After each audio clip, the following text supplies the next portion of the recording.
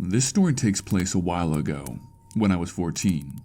I'd recently tried smoking weed for the first time, and let me tell you, in my 14-year-old mind, there was absolutely nothing better than taking a nice toke, munching on some food, and then passing out.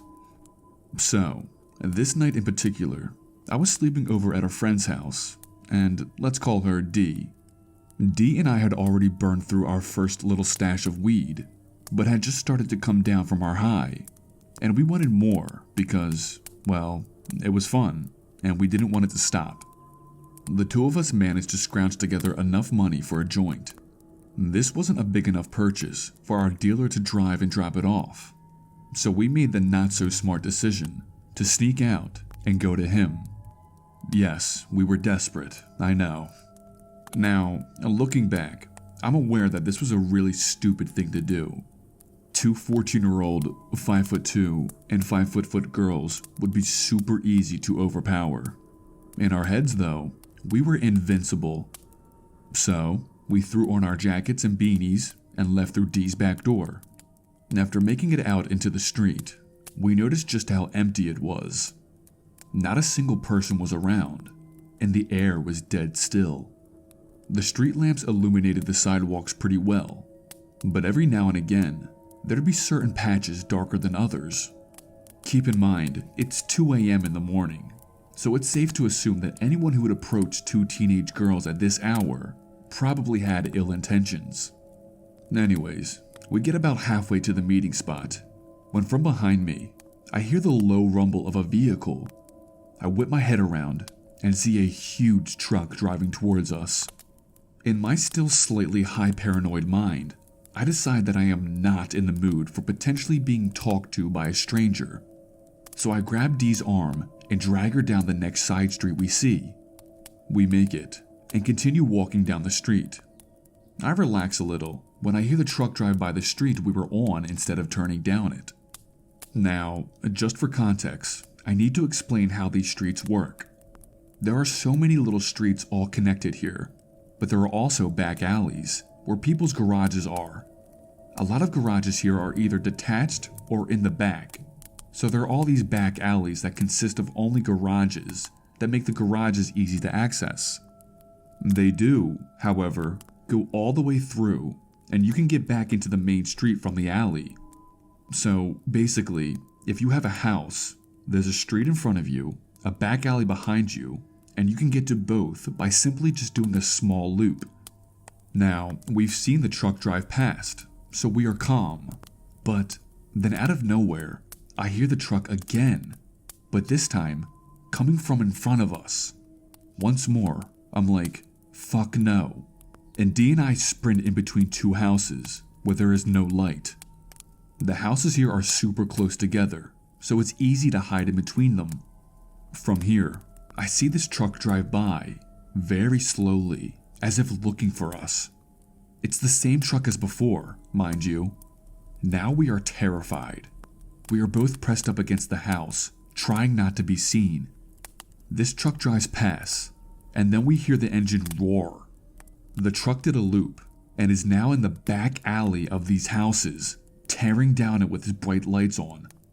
I think they thought we cut through the side and used the back, rather than just staying put at the side. We hear it slow, before I'm assuming, turning back towards the street that connects to the front-facing street. At this point, D decides to call the police, because it's obvious this person is looking for us. D is on the phone, and I'm looking out for this truck. I see it come down the street once more, and it's going slow once again. This time, however, it pulls over on the side of the road.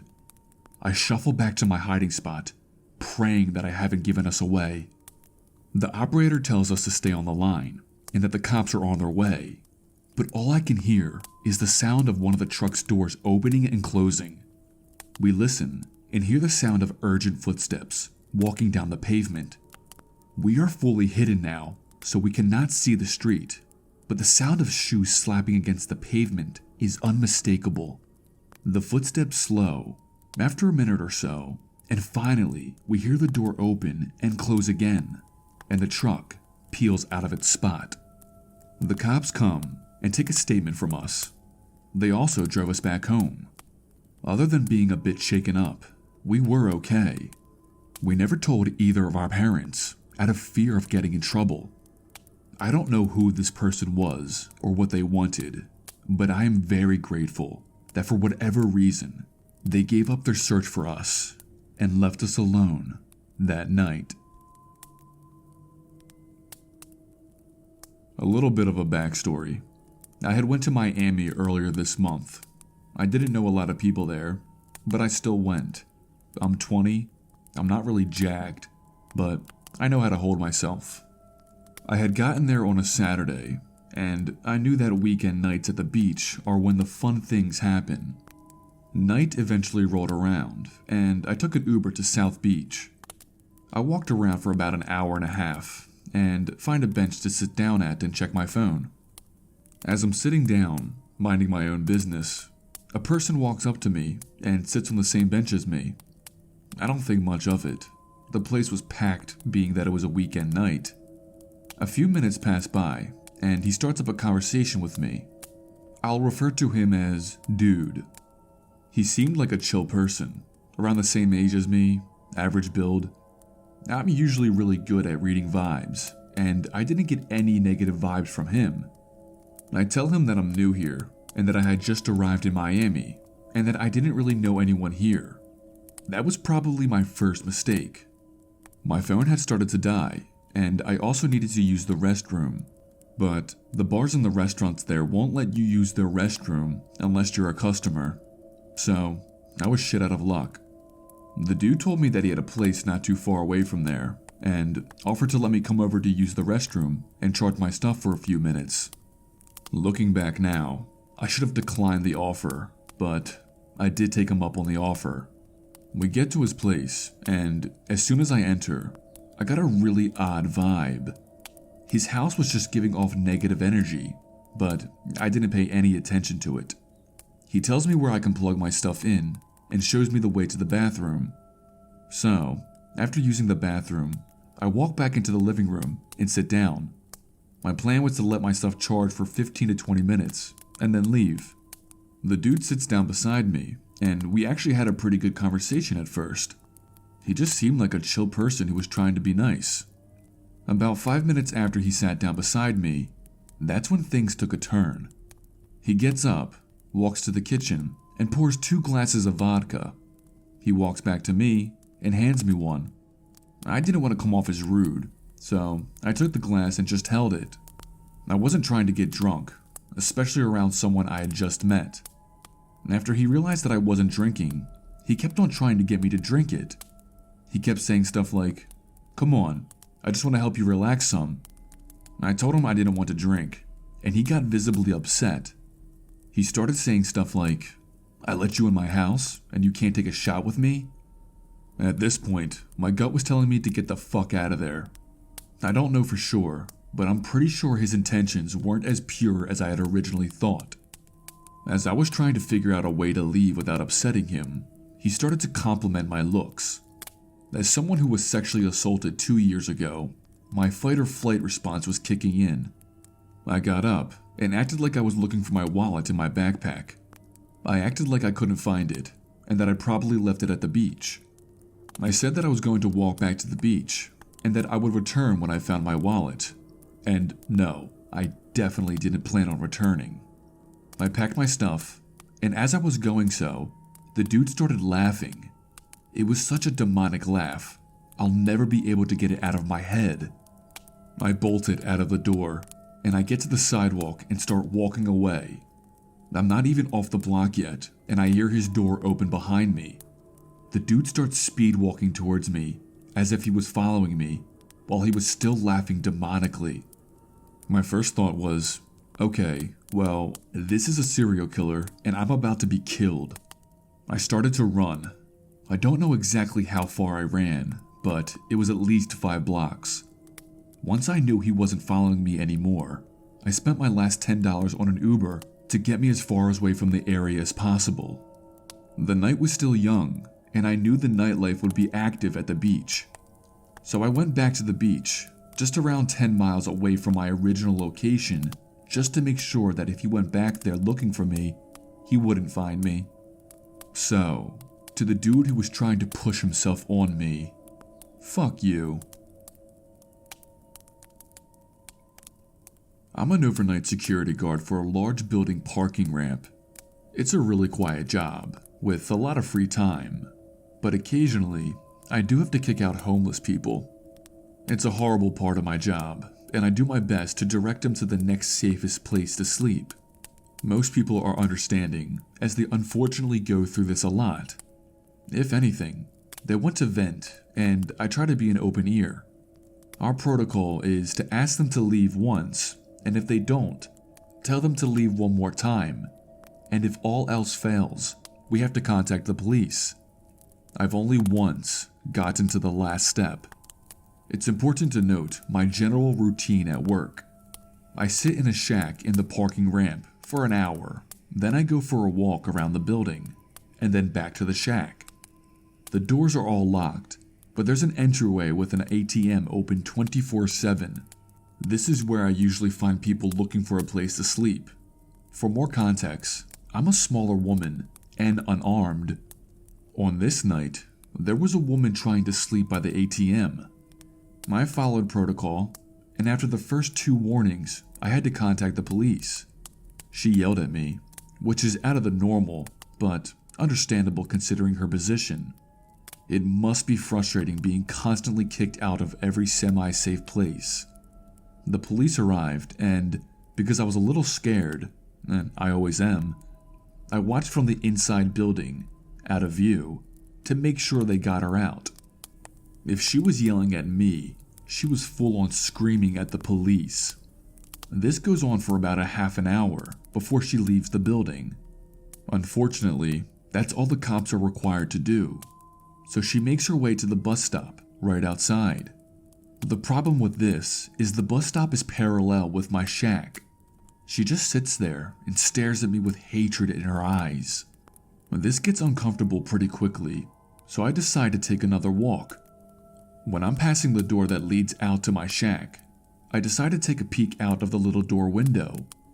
I don't usually do this, but I felt uneasy knowing she was probably still in the area, and it's a good thing I did.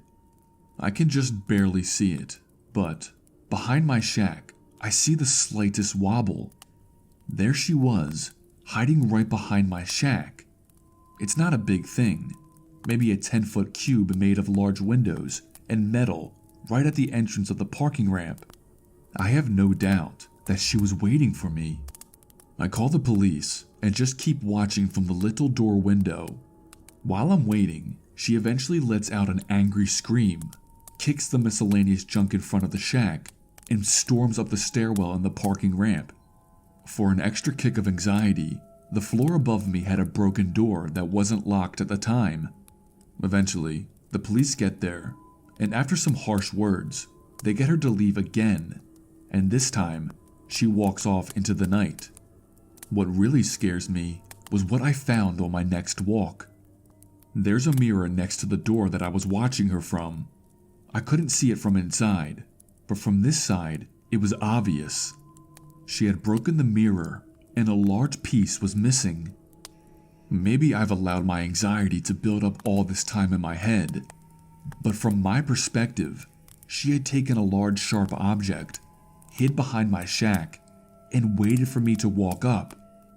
You tell me if I'm overreacting, but to my nameless potential assailant, I wish you better times and a bed to sleep in, but I also hope that we never meet again. I was taking a grade 12 physics class over the summer to get ahead of my year, since I was in grade 11 at the time. However, the teacher ended up sucking, and I decided to drop it and just take it with my year. It was a Friday, and my dad dropped me off at the school and then left to go to work. I walked into the main office and asked to be removed from the class, which they did. It was 9 a.m., and I realized that my dad wouldn't be picking me up until 1 p.m. But I remembered there was a strip mall right across the road from the school, so I decided to kill some time over there. This mall opened up at 9 a.m. as well. So when I was walking into the area, the parking lot was essentially empty except for the workers' cars. It was a very quiet and gloomy morning. Not a person in sight outside. I saw a drug mart and decided to check out some makeup or something there. While I was walking, I was busy looking for music on my iPod and slowed down. I noticed it seemed too quiet. Didn't care to look around then. But when I started walking again, the quiet was gone. That's when I saw it. A red car driving just steps behind me, slow as ever. When I walked, it drove slowly and silently behind me. When I stopped, it stopped. When I saw the car doing this, the man inside must have freaked out a bit, so he revealed himself. "Come here. Where are you going? Let me give you a ride." I ignored it. He wouldn't stop.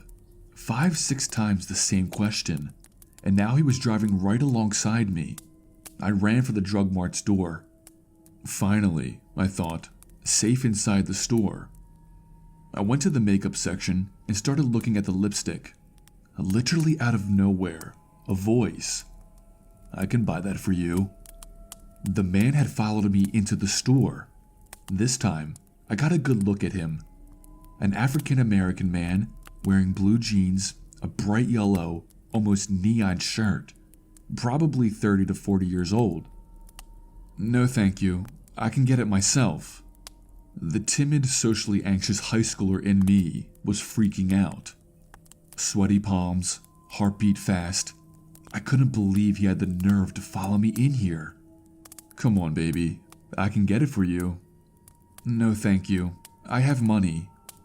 "Pick anything you want, I'll buy it for you." "I'm sorry, I don't know you." "So what? Let me treat you, baby."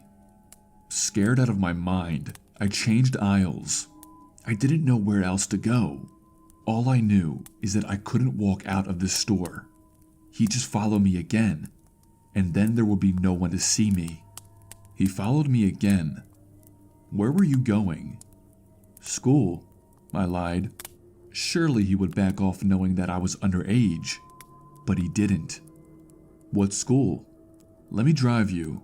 Pretty girls don't walk." "I don't know you." "Well, you can get to know me. This is how people make friends." "I already have friends." "Not any like me," he grinned. My stomach fell to the floor. "Sorry," I said, walking away as he followed me again. "How old are you?" 16. I was 17, but I wanted to emphasize that I was underage. "You are so pretty, like a doll." This triggered me. He really didn't care. "Please leave me alone. I don't talk to strangers." I was teary-eyed at this point. "Come with me. We can be friends." And at this point, a miracle. An employee walks up to us. "Excuse me, do you know this man?" "No," I said, choking back tears. As I said no, the pervert said yes. "I didn't ask you," she answered to him. "Is he bothering you?" she asked me. "Yes," I replied, half relieved, half traumatized. "Leave the store right now, or I'm calling security," she said to him. "But I didn't even do anything," he protested, yet still hurriedly left the store. After that, things are kind of a blur. The employee told me that she had heard the discomfort in my tone while talking to the man next to the aisle over. I was crying and thanking her. Next, she did call security because she said it was part of her job and was also being cautious in case the man was still waiting for me to leave the store when I came outside. The security came and asked me a couple of questions. He started asking me for a physical description of the man. Then he went on to inquire about how the events unfolded, what he had asked me, and if I felt that he was a threat. I said I felt that he was a threat, and a report was filed. The security guard wanted to call my parents, as he could see that I was upset, but I requested to him not to. This was because I had school that day, and my dad knew nothing about me dropping the class, so I was scared. Looking back on it now, I wish I had called him. The security, the employees, as well as the store manager took action right away. They did not let me leave the store until an hour later, and even then, an employee waited for me outside for my dad to pick me up, in case the man was waiting for me hidden somewhere. There was a walk-in medical clinic next door who also received a warning to look out for a black man in a yellow neon shirt. This warning was extended to the rest of the area as well. Everyone was on high alert, and everyone was thinking just one thing. Was this an assault? A kidnapping? God forbid, a murder just waiting to take place? This happened almost 10 years ago, but for some reason, I was never able to forget it. It makes me scared for when I have kids. What if I had been all alone? What if my kids are ever alone? That day, I learned 2 valuable lessons. Number 1, ask for help when you need it before things really get bad. And number 2, stay in school, kids. Stay safe, guys.